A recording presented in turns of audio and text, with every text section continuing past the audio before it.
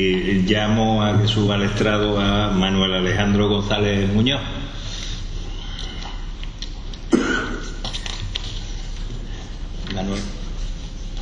Manuel Alejandro, tú necesitas... está puesto ya, muy bien. Pues bueno, él no va a hablar de Itálica y Betis, así que vamos a conectar esos dos lugares muy cercanos en el tiempo, además con el tema que él está trabajando, que es el tema de Adriano, del cual esperemos que el próximo año pues tengamos una sucesión de elementos y de asuntos y de temas. Manuel Alejandro González Muñoz pertenece a la Universidad Pablo Olavide. Allí estudió el grado de Humanidades y el grado de Traducción e Interpretación.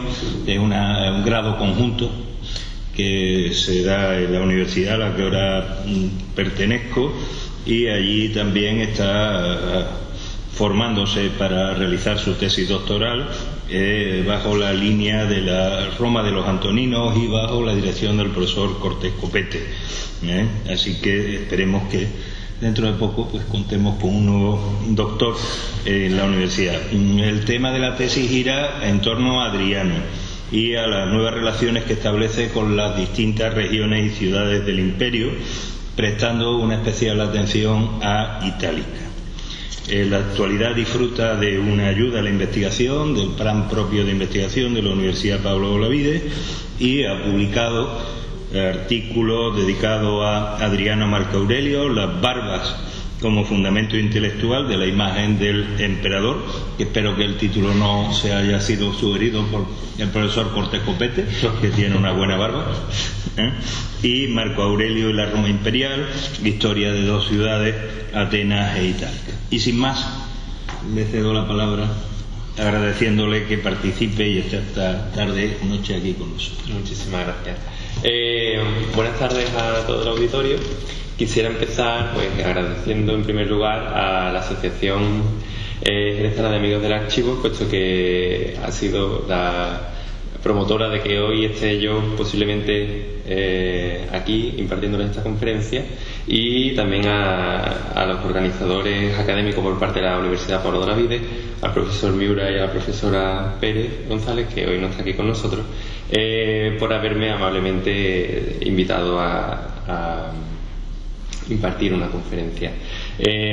Puesto que el tema de estas jornadas ronda esos mundos atlánticos, el Bajo Guadalquivir, he traído a relación el tema de mi tesis, que va a ser, como ha dicho el profesor Miura, es un estudio en general entre la figura del emperador Adriano y diversas ciudades a lo largo del imperio, pero fundamentalmente centrándome en el estudio de su patria, su ciudad natal, que es Itálica.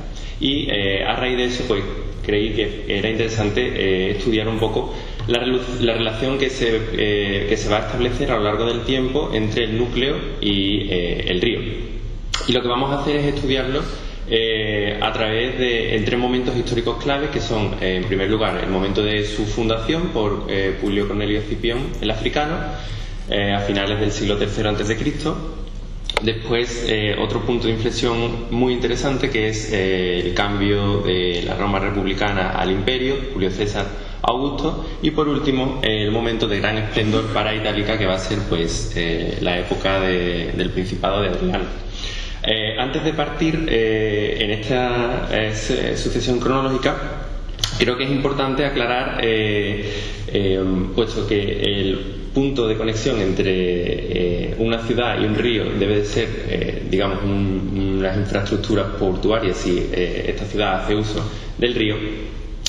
Son varios los factores que determinan la presencia de este puerto allí. En primer lugar, que la zona tuviese, el área naturalmente acogiera la presencia de una infraestructura portuaria, un puerto, lo vamos a denominar así de forma general para que nos entendamos, y que también existiese una buena relación de ciudades o conexión de ciudades tierra adentro que desembocara justo en ese punto y que también se proyectara hacia el exterior, es decir, que fuera hubiese un tráfico marítimo en este caso, ¿no? Las justificaciones que hay para ello son justificaciones de corte económico, social, geoestratégico, incluso político, como veremos.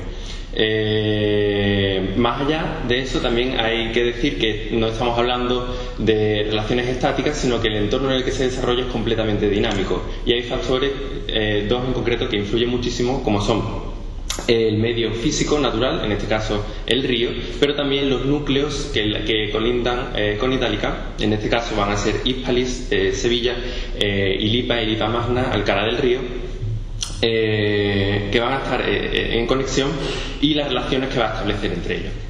Dicho, aclarado el primer punto, esta diapositiva es simplemente para mostrarles el fértil valle del Guadalquivir. En esta diapositiva concretamente es una imagen que Bonsor, a principios del siglo pasado, realiza después de haber llevado a cabo una expedición a lo largo del río, y su punto concreto era desde Córdoba a Sevilla, simplemente para que tengan una ilustración de lo que vamos a hablar. El primer momento, como digo, es la fundación de Itálica. El texto clave que nos habla de esta fundación es de Apiano, un historiador griego que escribe a finales del siglo I, primera mitad del segundo, y que nos da dos informaciones muy importantes, que nos recoge también la traducción al español. En primer lugar, que Escipión, cuando decide asentar a sus militares allí, deja un ejército pequeño adecuado al asentamiento pacífico y estableció a los soldados heridos en una ciudad que llamó Itálica. Recoger un punto en el que no me voy a centrar aquí ahora porque sería extenso.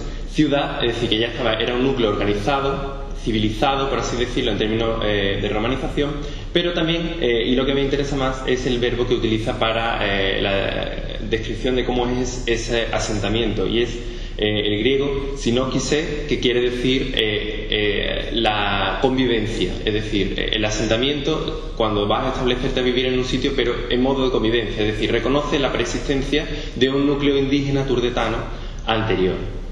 Entonces, ¿cuáles son los factores decisivos que llevaron a Escipión, el africano, a elegir a Itálica como núcleo y no Ilipa, que era precisamente el lugar donde se había librado la batalla, que estaba a unos kilómetros más al norte? Pues la posición, esta sería una imagen de cuál sería el núcleo primitivo, digamos, siguiendo un poco la ordenación, el trazado de una ciudad colonia griega al uso, pero también un modo de organización castrense, militar, que era pues la esencia de los primeros asentados en el núcleo, ¿no?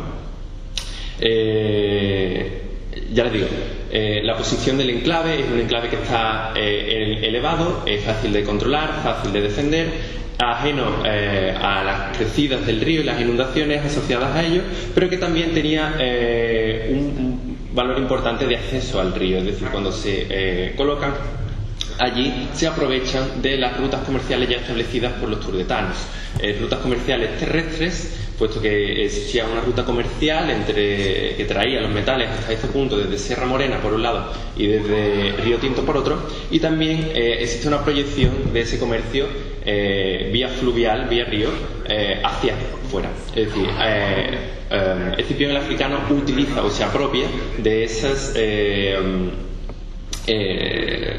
redes de comercio que existían anteriormente.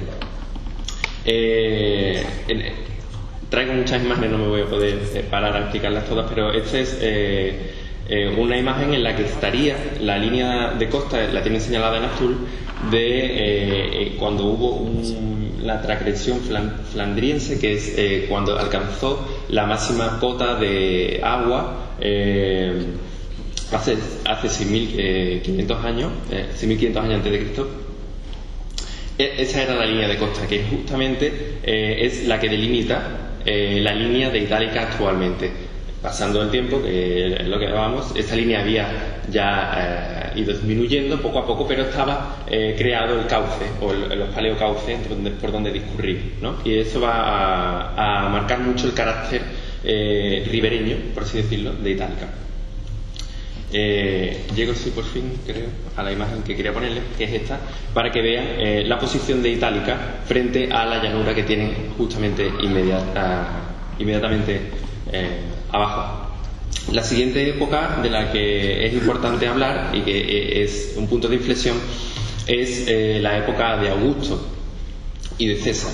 ¿Por qué? Porque cuando se desarrollan las guerras cesarianas, la guerra contra Pompeyo, que llega hasta el sur de la península ibérica, César, después de haber obtenido la victoria, desarrolla un programa colonizador, lo conocido como la colonización cesariana, en la que funda diversos núcleos en los que aposta a ello o en los que asienta a militares y veteranos. Y uno de ellos, y en el que se va a concentrar todo el desarrollo prácticamente del primer siglo después de Cristo, va a ser Hispalis, que disfrutaba de la posición de la denominación de colonia, disfrutaba también de ser una posición, podríamos decir, de metrópolis, puesto que era capital del convento jurídico, que era una de las 4 divisiones o subdivisiones que podía tener una provincia romana, pero además disfrutaba de una posición natural, geoestratégica, por así decirlo, muy buena, que es la que va a explotar a partir de este momento y que es el puerto. Gracias a Estrabón sabemos que el río justamente en esta época era navegable desde su desembocadura hasta Hispalis, que servía como punto de transbordo, puesto que de Hispalis hacia arriba el calado del río era menor. Y Estrabón nos permite saber que se llevaron a cabo obras. Nos habla sobre el río, la navegación, que había cambiado de cómo era, digamos, en un primer momento de romanización, república, hasta ese momento, cómo se mejora la navegación y se mejora la navegabilidad. En este sentido, se produce una antropización del río, es decir, entrecomilladamente se romaniza el río, llevan a cabo obras a lo largo del cauce del río para sacar el máximo provecho de él. Estas obras son, por ejemplo, diques longitudinales y transversales, que lo que hacen es encauzar todas las aguas y evitar que se desmembre el cauce con ocasión de las crecidas, pero también surgen otro tipo de actividades vinculadas, como por ejemplo norias,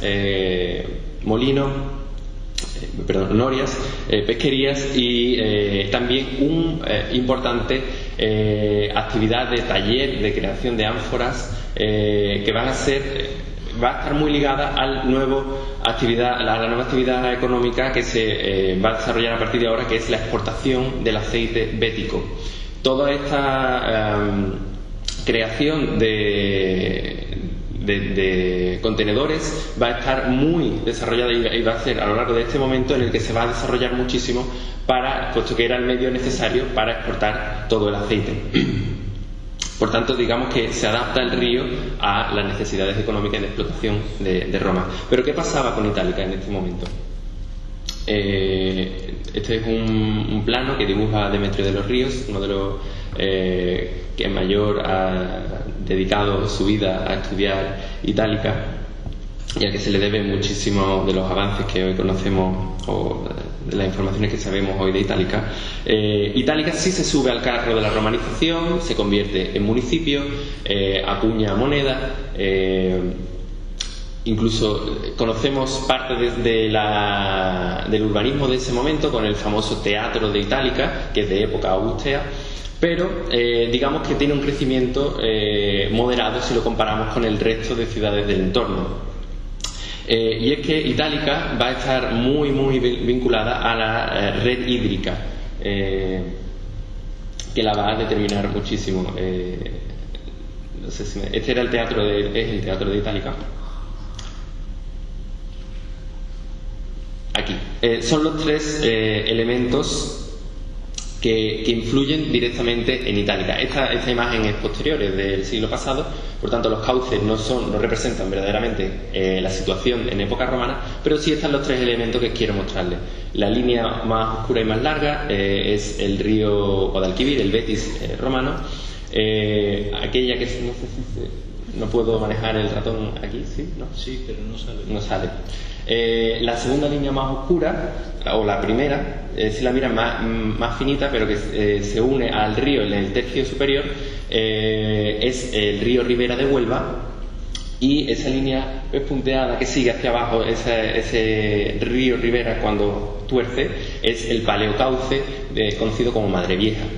Estos tres elementos y la relación que establecen con el núcleo son los que van a influir muchísimo en la situación de Itálica, puesto que justo en este momento empieza a atestiguarse un cambio natural profundo que era de consecuencias profundas, que era el desplazamiento del cauce. Ya el río cada vez más empieza a estar más desconectado de Itálica, y esto va a traer repercusiones, puesto que justamente de este momento en Itálica no encontramos evidencia arqueológica lo suficientemente fiables como para decir que existían figlinas, es decir, talleres anfóricos en Itálica, lo cual está dejándonos entrever que Itálica ya no forma parte del modelo económico que se empieza, que es el que se explota en ese momento, en el primer siglo en la Bética. Por tanto, también este desplazamiento del río nos podría también dejar entrever, lo sugieren algunos autores, ese traspaso de ciudad comercial, de metales, como he dicho antes, del interior, lo podría traspasar a Elipe. Por tanto, Itálica queda un poco desconectada de todo el mercado, el negocio, la economía. Pero si contrastamos este momento con el momento de mayor boom, que es el Adrianeo, tiene que haber algún factor que explique cuál es la conexión con Itálica, si es que Itálica ya en este momento estaba desconectada del río. Y precisamente lo que va a ocurrir es que la élite italicense va a ser la encargada de reconducir o de reestrechar, aunque sea momentáneamente, de nuevo esta relación. Sucede que a lo largo de la primera mitad del siglo primero después de Cristo empieza a exportarse el río, ya no exporta por parte de Itálica, si es que alguna vez exportó aceite, metales, materiales, sino que exportará actores económicos y políticos a Roma. Es decir, va a exportar grandes personalidades, senadores, que van a cambiar, que van a dar un giro de 180 grados completamente en la tradición senatorial romana. Ya no van a regir romanos de pura cepa, por así decirlo, sino que los provinciales van a llegar al Senado de tal forma y con tal contundencia que van a girar completamente, como digo, el panorama político.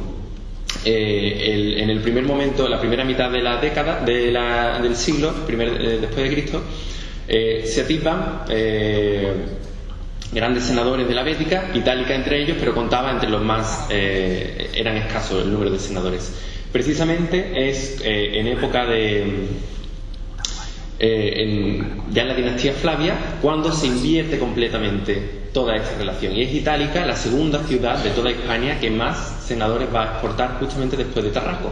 Tarraco, capital de la Hispania tarraconense. Itálica de por sí no podría compararse con esta ciudad en términos de fastuosidad, puesto que, como he dicho, Tarraco era capital de una provincia, y nos está dejando entrever que Itálica era mucho más valiosa, puesto que Itálica no era ni capital de provincia ni era capital de convento. Todo esto, andando el tiempo, va a dar lugar a que se termine la dinastía Flavia, se instaure una nueva dinastía, por algunos autores denominada dinastía bética o dinastía Aelia, con un marcado sesgo, por lo menos en los primeros tiempos, italicense. Y si bien el primer emperador provincial va a ser Trajano, con Adriano se invierte toda esta política, y es el propio emperador el que decide fomentar o encumbrar ciudades a lo largo de todo el imperio, y entre ellas su propia patria. De Adriano nos conocemos pues los restos arqueológicos que son visitables hoy, son lo que se conoce como la Nova Urbs, Y también había una conexión terrestre llamada un ramal que podríamos denominar vía adrianea, que conectaba con las rutas más al norte. Pero si pensamos en la monumentalidad de Itálica, cabría pensar también en un acceso fluvial para para la entrada masiva y este cambio radical que supone en la ciudad. Porque si pensamos simplemente en la importación de metales, no existe ninguna comunicación terrestre entre Hispalis e Itálica en este momento. También sabemos del elevado coste terrestre frente al el coste fluvial más barato, y también conocemos que en este momento Hispalis, que había sido una ciudad que había crecido por toda la actividad portuaria que le estaba vinculada, justamente en este momento los dos barrios norte y sur de la ciudad comienzan a replegarse y por tanto son barrios que están vinculados con la actividad portuaria y por tanto influye que justamente en este momento de crecimiento para Itálica, la ciudad, la capital, además del convento jurídico, se repliegue. Por tanto, yo creo que estos son indicios suficientes para explicar una conexión fluvial de nuevo en este momento. Y habría que explicar, habría que preguntarse, bueno, si bien Escipión el africano aprovecha una situación natural ya dada, es decir, el río estaba ahí y él se asienta junto, al lado, en época de Augusto aprovecha el paso del río por Hispalis.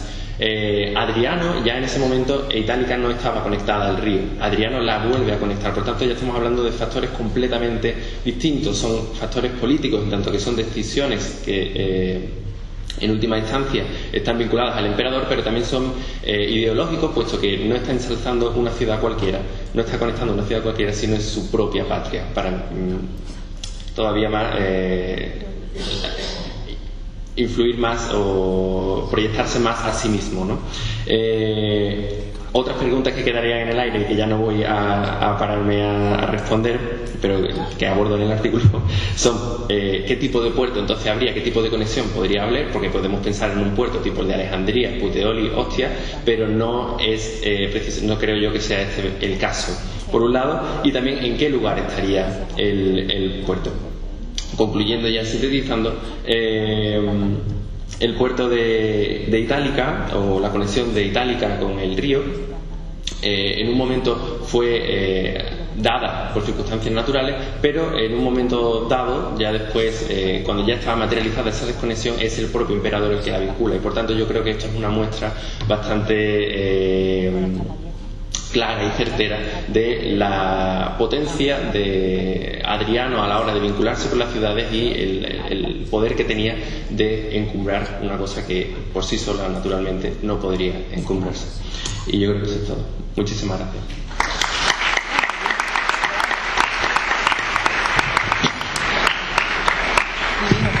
Muchísimas gracias, Manuel Alejandro González Muñoz, y estamos expectantes con esa tesis doctoral que le queda por delante y que nos permitirá pues aclarar exactamente esa conexión al río que me ha llamado la atención, porque se hace a costa de la desconexión, en todo caso, de Sevilla. Sería la hipótesis. Lo podremos leer en el artículo. Así que muchísimas gracias, y si hay alguna pregunta sobre las intervenciones, una cosa breve. Están ustedes esperando a leerlas a todas y entonces hacer una crítica más puntual y jugosa. Pues nada, pues agradeciéndole el haber estado aquí a lo largo de esta tarde, y agradeciendo a Adolfo Moreno Márquez, a Israel Santa María Canales, a Araceli Guilló, le había hecho la lectura pensando en un apellido francés pero ya castellanizado, a José Manuel Rico y a Manuel Alejandro González, pues agradeciéndole su participación y su esfuerzo. Les cito a ustedes mañana viernes, tercer día de las sesiones, a las 5:30 de la tarde en esta misma sala. Hasta mañana.